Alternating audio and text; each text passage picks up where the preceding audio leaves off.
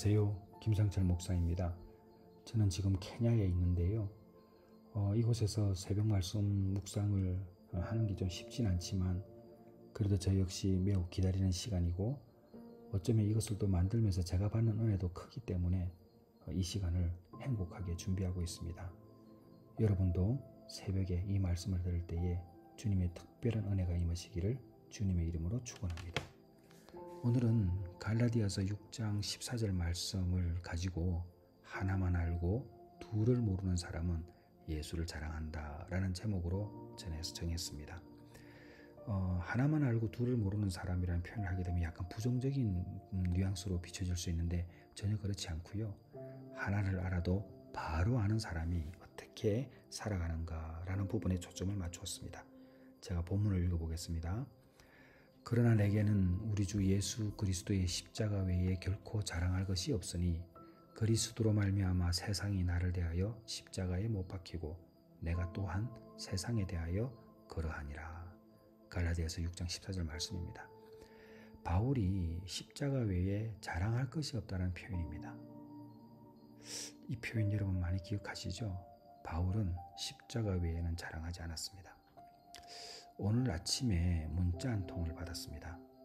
어디서 온 문자냐면 영상 사역을 하는 한 분이 보내왔는데 자신이 아마존에 선교사의 삶을 다루는 작품을 만들고 있는데 자신의 힘으로는 도저히 마무리가 할 수 없어서 저에게 도움을 요청하는 글이었습니다. 근데 저는 이곳에서 문자를 보자마자 깜짝 놀랐어요. 왜 그러냐면 저는 버킷리스트 중에 하나가 뭐냐면 아마존에 가는 것입니다. 제가 아프리카도 그렇지만 이 정글을 되게 좋아하거든요. 그냥 까닭없이 좋습니다.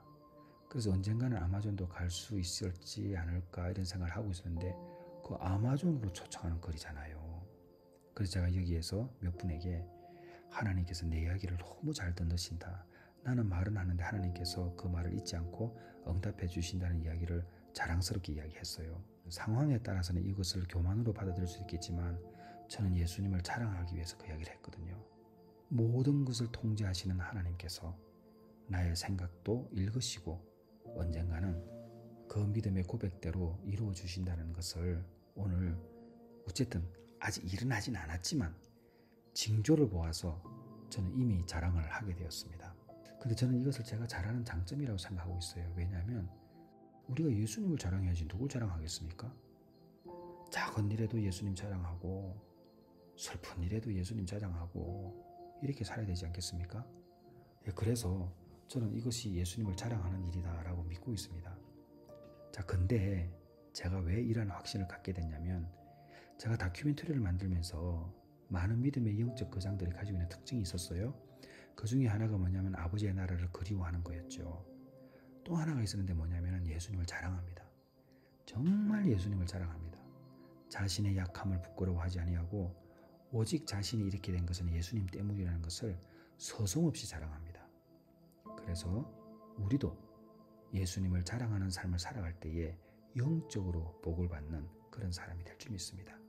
자, 그렇다면 나도 예수님을 믿는데 나는 예수님을 자랑하는 사람인가 우리가 한번 점검해 볼 필요가 있지 않을까요?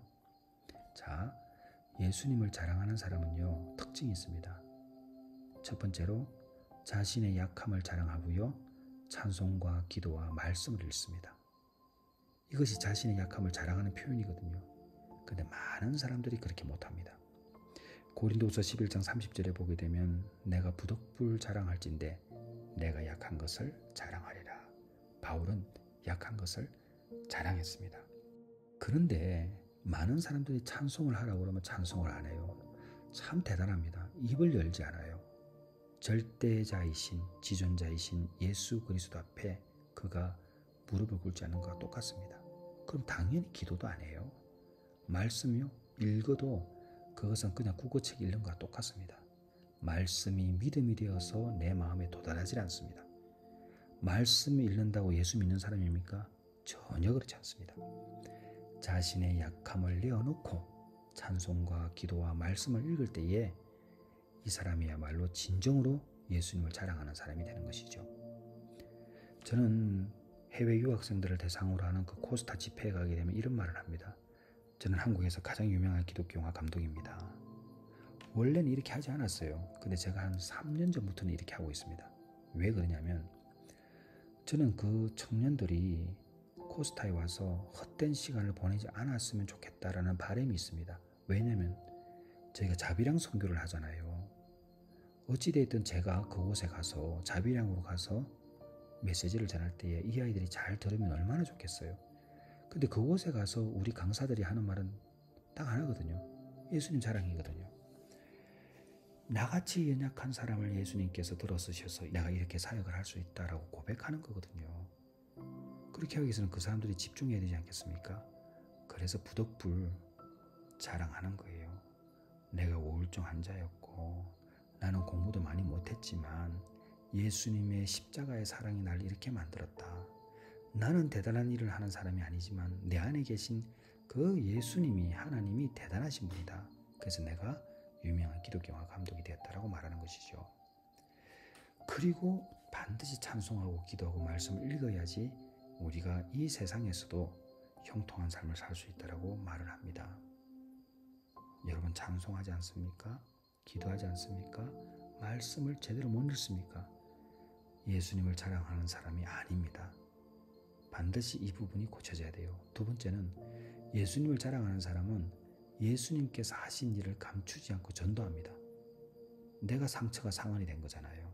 근데 참 전도를 안 합니다. 천정은 자매를 보십시오. 그녀는 늘 전도합니다. 왜? 예수님을 자랑해야 하니까. 그런데 왜 우리가 전도하지 않을까요? 예수님을 자랑하는 법을 잊어버렸기 때문에 그렇습니다. 디모데전서 1장 15절에서 16절 보게 되면요. 밑보다 모든 사람이 받을 만한 이 말이요 그리스도 예수께서 죄인을 구원하시려고 세상에 임하셨다 하였도다. 죄인 중에 내가 괴순이라. 그러나 내가 긍휼을 입은 까닭은 예수 그리스도께서 내게 먼저 일체 오래 참으심을 보이사 후에 주를 믿어 영생 얻는 자들에게 본이 되게 하려 하심이라. 바울은 죄인 중에 괴수라고 자기가 고백하면서 예수님의 은혜로 자신이 구원을 얻었음을 이야기하고 영생을 얻는 자들에게 본이 되기 위해서 열심히 살았습니다. 예수님께서 하신 일을 감추지 않고 바울은 전도했습니다. 그런데 오늘날 예수 믿는다고 말하는 사람들이 전도하지 않습니다. 다시 말씀드립니다만 천정은 자매를 보십시오. 항암 139차인데 전도합니다. 그럼 예수를 믿는다면서 전도를 안 하는 사람은 뭘까요? 예수님을 자랑할 줄 모르는 사람들이에요. 내가 예수님 때문에 변화되었다는 확신이 없으니까 못하는 거예요. 근데 여러분 그 확신 없으면 회개해야죠. 우리가 예수님을 왜 믿습니까? 내가 바뀌기 위해서, 내 주인이 바뀌기 위해서 예수님 믿는 거 아닙니까? 그런데 그 확신이 없으면 다시 처음으로 돌아가야죠. 회개해야죠. 회개. 너무 중요한 이야기입니다. 회개하지 않는 사람은요 전도하지 않습니다. 회개한 사람은 전도합니다. 왜? 예수님을 자랑해야 하니까. 성경에 나와 있는 수많은 신약 성서에 나와 있는 사람들은 다 전도한 사람이었고 부활의 증인들이었습니다.